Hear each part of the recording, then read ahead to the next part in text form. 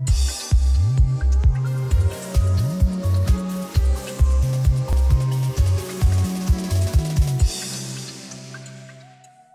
ne rêvez pas, ce concept Chrysler n'en est pas un. Pour saluer sa collaboration naissante avec le géant américain, le groupe Fiat a en effet adapté à son effigie une Lancia Delta, pendant que les écrans diffusaient ce que d'aucuns considèrent comme les traits en devenir de la future 300C.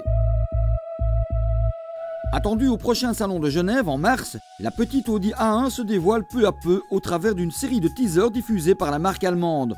De quoi progressivement se forger une idée de ce que proposera et à quoi ressemblera cette future production belge, puisque rappelons-le, cette Audi A1 sera fabriquée à l'usine de Forêt à Bruxelles, avec pour objectif une production annuelle de 80 000 unités. Plus concret, le projet e-tron dans une version évoluée depuis le dernier salon de Francfort abrite sous les traits d'une R8 un concept électrique attendu pour 2012.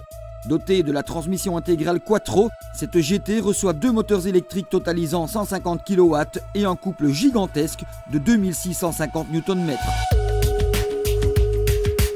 Chez Kia, on se réjouit des résultats globaux de l'année 2009 avec un nouveau record fixé à 1 651 920 unités vendues, soit une progression de plus de 20% par rapport à 2008.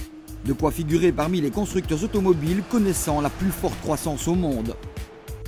Chez Alfa Romeo, on se prépare au lancement de la nouvelle Giulietta, remplaçante de la 147. Après les photos, voici un teaser dynamique que nous vous proposons en entier par ailleurs.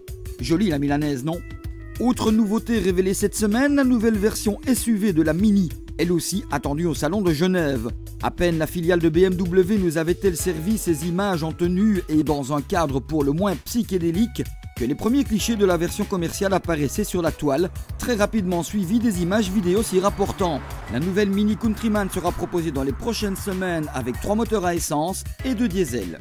Ce cap du teasing, cela fait un petit temps maintenant qu'on l'a passé chez Opel, qui vient de fournir les premières images vidéo de son Meriva de 2e génération.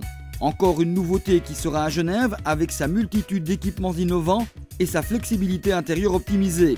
Il sera fabriqué en Espagne à l'usine de Saragosse.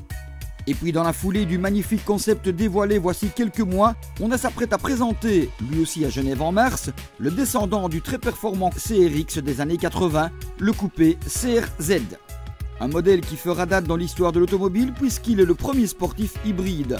Partageant l'essentiel de ses composantes avec l'Inside, le coupé CRZ dispose d'un moteur 1,5 litre à essence combiné à un électrique, le tout étant donné pour 124 chevaux et associé à une boîte 6 manuelle. Avec ce modèle, Honda accomplit un pas supplémentaire vers son objectif de produire 500 000 hybrides par an. Voilà pour cette semaine, nous vous invitons à parcourir notre site, ses infos, sa revue de presse quotidienne et ses essais vidéo bien entendu. À la semaine prochaine.